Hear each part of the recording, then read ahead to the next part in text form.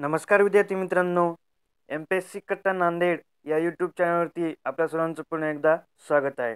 विद्यार्थी मित्रांनो, भारतीय डाक विभाग यांच्यामार्फत एम-टी-एस पदासाठी परीक्षा सुरू झालेल्या आहेत. तर त्यातील 5 जानेवारी रोजी जो पेपर झाला होता, त्या पेपरमध्ये फर्स्ट शिफ्ट, सेकंड शिफ्ट आणि थर्ड शिफ्ट यातील काही महत्त्वाचे असे 100 प्रश्नोत्तरे आपल्यापर्यंत पोहोचलेले आहेत. हे प्रश्नोत्तरे काही विद्यार्थी मित्रांनी मला व्हॉट्सअपच्याद्वारे, टेलिग्रामच्याद्वारे, व्हिडिओच्या खाली कॉमेंट करून सांगितलेले आहेत. तर ते सर्व प्रश्नोत्तरे मी तुम्हाला दाखवणार आहे. त्याआधी अशाच पद्धतीचे प्रश्नोत्तरे तुम्हाला जर कंटिन्यू पाहिजे असेल तर नक्की चॅनलला सबस्क्राईब करून घ्या. आणि एम-टी-एस भरतीसाठी, पोस्टमॅन भरतीसाठी, मेलगार्ड भरतीसाठी याआधी मी भरपूर व्हिडिओ तयार केलेले आहेत. ते तुम्ही एकदा परीक्षेला जाण्यापूर्वी नक्की पाहून घ्या. त्यातून तुम्हाला बरेच प्रश्न रिपीट होतील. आणि काही विद्यार्थी मित्रांनी तशाला तशी प्रश्नोत्तराची स्क्रीनशॉट मला पाठवलेली आहे की सर हा प्रश्न तुमचा परीक्षेमध्ये विचारला होता. तर तुम्ही नक्की सर्व व्हिडिओ पाहून जा आणि चॅनलला नक्की सबस्क्राईब करा. नोटिफिकेशन बेलला प्रेस करा, जेणेकरून यानंतर जितके व्हिडिओ अपलोड होतील त्याची तुम्हाला नोटिफिकेशन मिळेल. चला तर वेळ न घालवता पाहूत कालच्या शिफ्टमध्ये विचारलेले काही प्रश्न उत्तरे.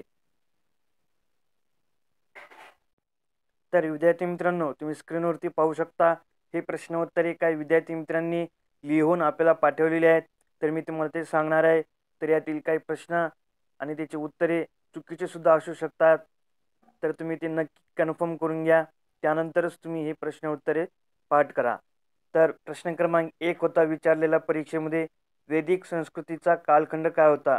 तर इसवी सन 1500 ते 1000 इसवी सन पूर्व हा वैदिक संस्कृतीचा कालखंड होता.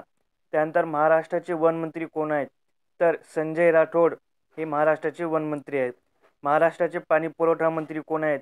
गुलाबराव पाटील हे आहेत. भारताने जगाचे किती टक्के क्षेत्र व्यापलेले आहे? तर 2.42% व्यापलेले आहे. भारतातील सर्वात साक्षर जिल्हा कोणता? तर मिझोराम राज्यातील शेराछीप हा जिल्हा आहे. अकोल्याचे खासदार कोण? तर संजय धोत्रे हे आहेत. केंद्रीय सामाजिक न्याय मंत्री कोण आहेत? तर रामदास आठवले आहेत. गोदावरी नदीची लांबी किती? तर 1465 किलोमीटर लांबी आहे. कावेरी नदी कुठून उगम पावते? तर कर्नाटक जिल्ह्यातील ब्रह्मगिरी या ठिकाणी. महात्मा गांधीजींनी दांडी यात्रा कुठे सुरू केली? तर याचं उत्तर त्यांनी पाठवलेलं नाही. तुम्हाला माहीत असेल तर तुम्ही नक्की कॉमेंट करून सांगा, जेणेकरून इतर विद्यार्थी मित्रांना मदत होईल.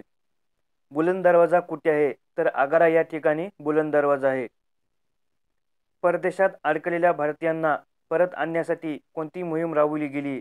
तर वंदे भारत ही मोहीम राबवली गेली. संत जनाबाई कोणाच्या शिष्या होत्या? तर नामदेवाच्या शिष्या होत्या. गीत गोविंद सागर हे ग्रंथ कोणी लिहिला? तर जयदेव यांनी लिहिला.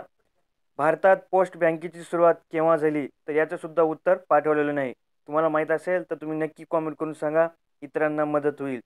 शीख धर्माचे संस्थापक कोण होते? तर गुरु नानक हे होते.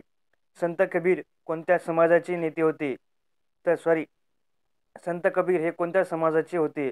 तर सुरुवातीला हे मुस्लिम होते, नंतर त्यांनी हिंदू धर्म स्वीकारला, असं त्यांचं उत्तर त्यांनी सांगितलेलं आहे. आसामची राजधानी कोणती आहे? तर दिसपूर. नागालँडची राजधानी कोणती आहे? तर कोहिमा.